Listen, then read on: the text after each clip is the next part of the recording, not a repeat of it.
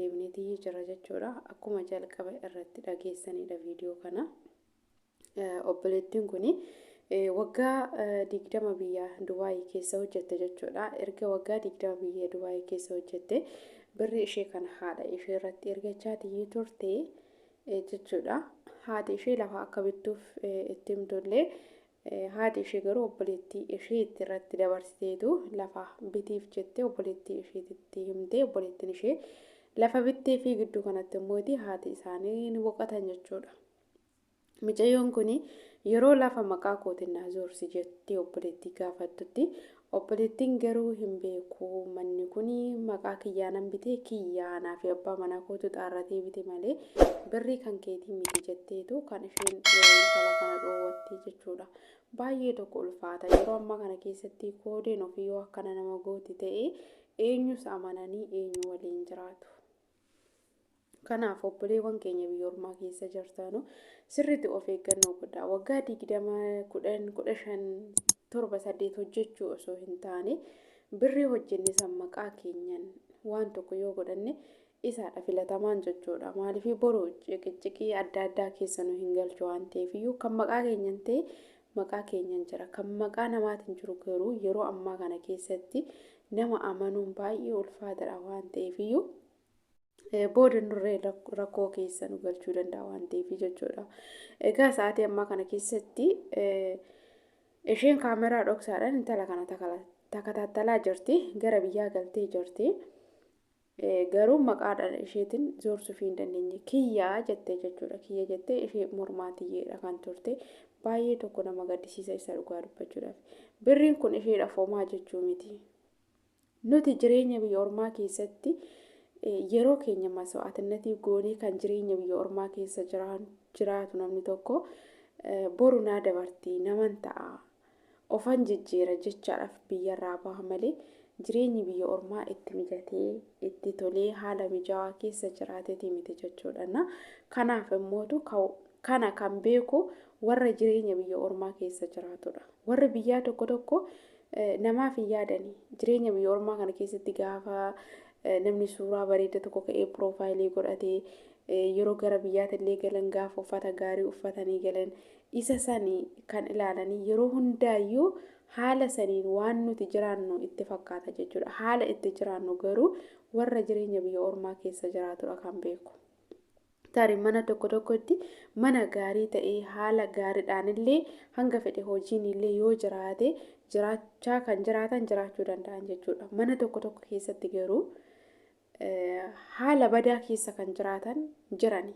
Biyaansi birrii damooza ji'aan argatan keessaa kan wajii ofii isaaniitii baafataniitii itti fayyadamantu jira jechuudha. Dubaay kana keessatti keessattuu jechuudha.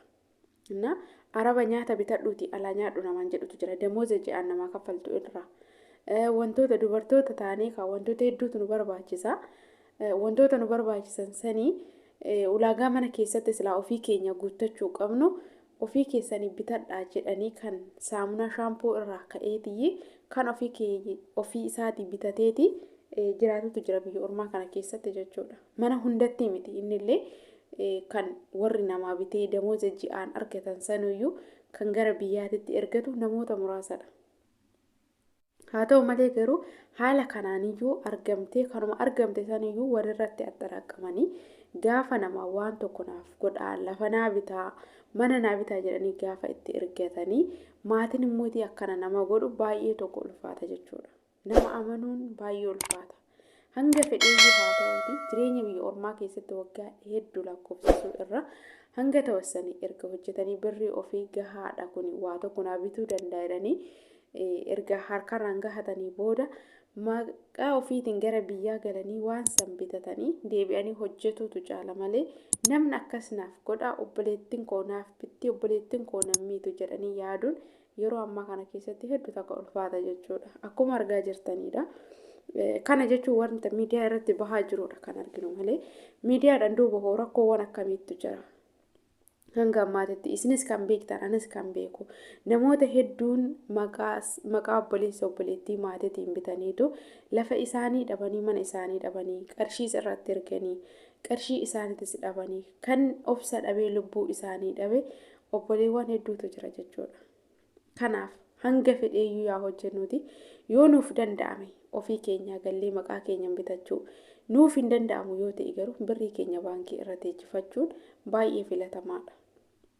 Har'a akkasittuyyuu dadhabnee biyya ormaatii gallee gaafa gallee obboleewwan keenya nu dhoowwata maatiin nama dhoowwatu nama san kara seeratti illee dhiyeessineetii gaafachiisuudhaaf iyyuu wacii hangamiin nu gaafata jireenya yeroo ammaa kana keessatti bakka tokko deemuudhaaf qarshii baastu malee hin deemamuun hin danda'amu jechuudha. Kanaaf dadhabbiin keenya kantuu nu jalaa ta'uu irra yookiin birrii keenya teechifachuu yookiin ofii keenyaa gallee waa tokkoon godhachuun baay'ee barbaachisaadha. Galuudhaaf yeroo baay'ee anuma irraayyuu ka'ee biyya gallee waan tokko maqaa keenyan godhachuudhaaf hedduu nutti ulfaata. Waan yeroo dheeraa nuti fudhatu nutti fakkaata.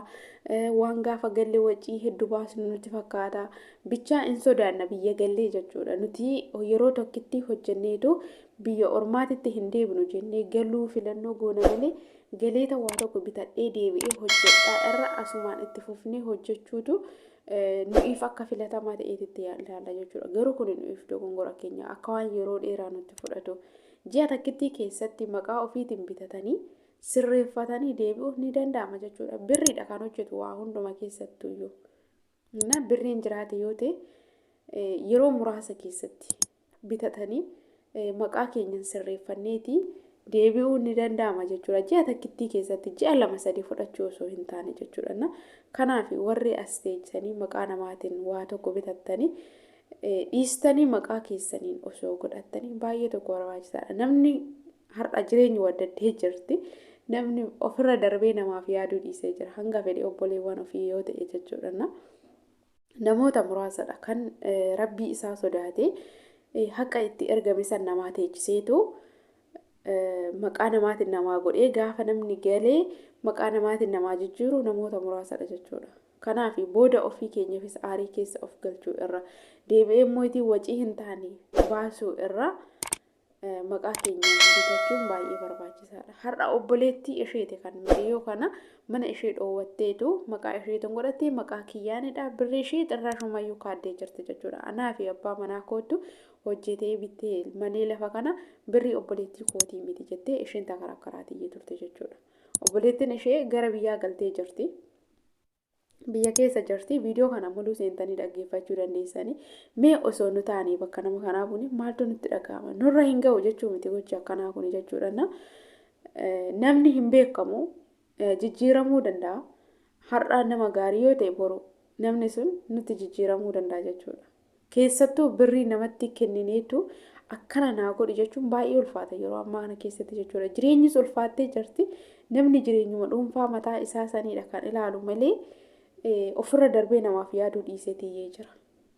Kanaaf obboleettiin kun waggaa 20 biyya ormaa keessa hojjette har'a obboleettiin ishee garuu mana isheedhaaf bittee maqaa isheetiin godhattee deebiteetu obboleettii ishee kaadaa jirti jechuudha.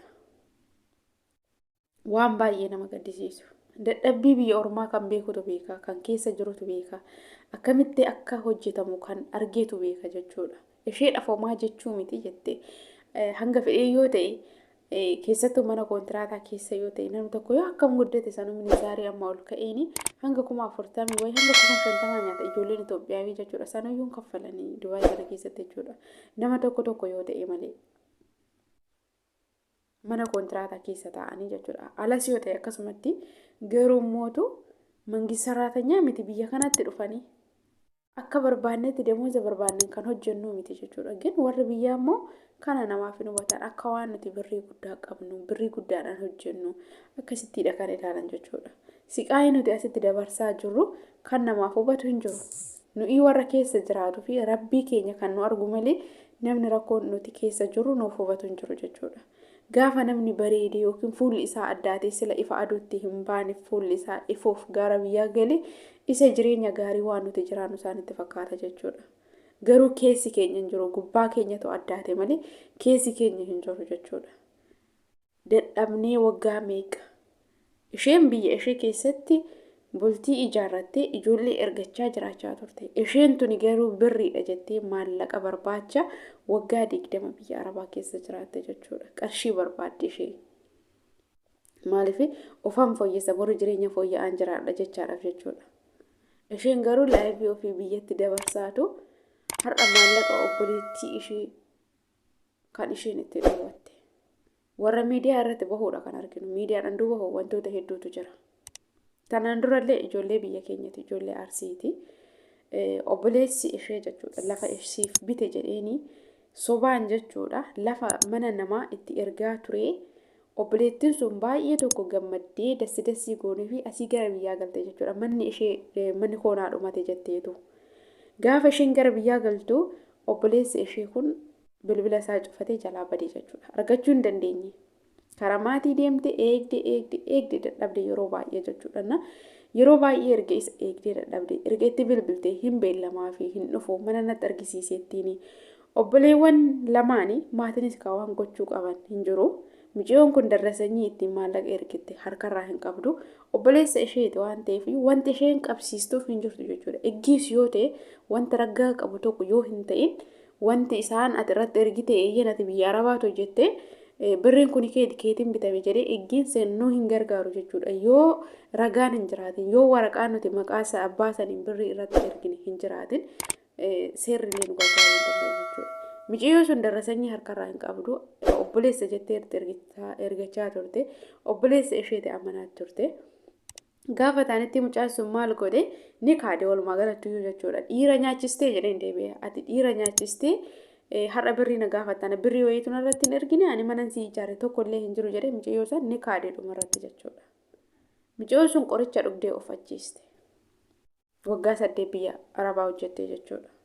Waggaa 8 biyya Arabaa hojjette sababa obboleessa isheetiin qoricha dhugdee of ajjeeste mijiyoon sun jechuudha. Nama hin dandeessisu akkamitti akka dadhabneef hin beekna waan ta'eef dadhabbii keenya hin beekna waan ta'eef waggaa 8 biyya Arabaa hojjetanii dadhabanii gaafa obboleessi ofiitis akkasitti nama miidhu deebi'anii lubbuu ofii dhaban jechuudha.